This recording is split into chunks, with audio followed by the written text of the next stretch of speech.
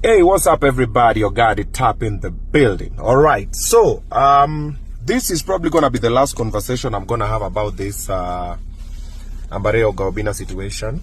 All right, because I've seen the direction that it's taking and how it's being spun. It's being spun to bring a certain ideology, and this is what happens most of the time when there's a misunderstanding between a man and a woman.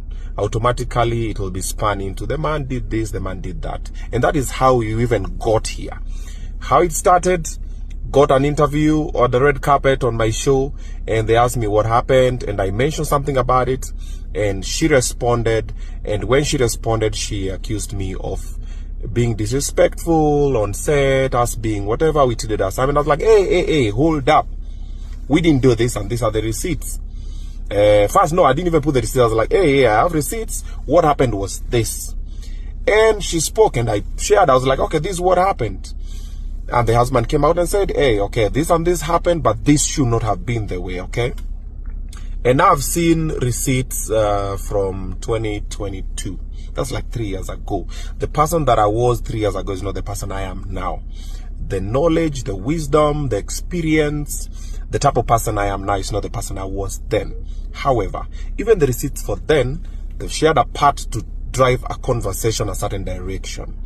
Because when a friend of mine asked, and I shared with her the screenshot she has, I was like, hey, this guy is about you from the status. Actually, just screenshotted the same when it came to me. Okay, and wants to take you for dinner or lunch, and she was like, I don't do that. I was like, okay, cool. And what did I do next? I told her, oh, you misunderstood this and this and this, and we left that story and we moved into other things. Okay, so it's not people like, hey, this guy is a pimp. No, it's a friend who asked, and I was like, hey, this friend has asked for A, B, C, D, and that story died then. All right, so I had a couple of receipts that I was gonna share yesterday and even today, and then I sat down and just thought about it. And even when Rapudo spoke and said we have utmost respect for each other, and we honestly do, and me being an advocate for mental health, I'm like, sharing these receipts, who are they going to affect?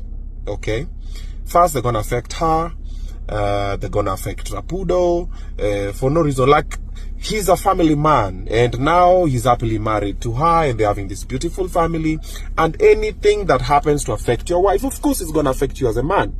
So what do I choose to do? I choose to keep quiet, okay? For the sake of her, for the sake of Rapudo, and for the sake of myself, all right? Because when things are shared online, people will always take sides. And like I always say, for every story, there are 3 parts. Their version, my version, the truth. And when things are shared online, people who either like me or will see the evidence will go like, yeah, actually, Obinna is innocent or anything.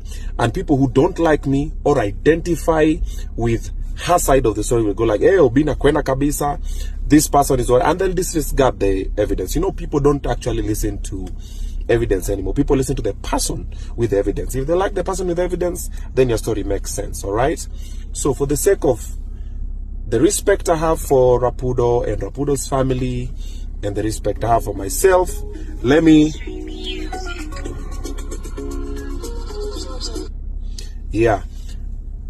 keep quiet, okay? Let me let this go, and like I always say, time always reveals the truth.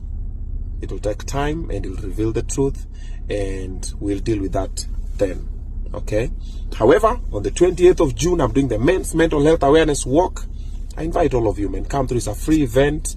My mistakes was perfect, and I do hope, I really do hope, that the men who have been watching this thing unfold, you're learning from my mistakes. The ones I've made, the ones I'm still making. Now you're just learning. Sit down and go like, hey, Obinna amefanya hivi, hey, watch a minute fanya hivi. Let me do this, let me do that. Learn. Any mistake I make, learn from it. Okay? And on 28th of June, come through. Pale United Kenya Club is free entry for everybody. Come through, man. For the women who are there, come through. Help us to learn how to solve our problems, how to talk, because most men don't talk, and that's what affects them. Okay? And the suicide rate is very high. Okay? For the children, come support your dads, your uncles, your brothers. For the men, jilete, leta brother yako, leta sister yako, leta ndugu yako nini, tutembe pamoja. Alright, it's a free event. So I'm gonna see you guys over there on the 28th of June. I'm out.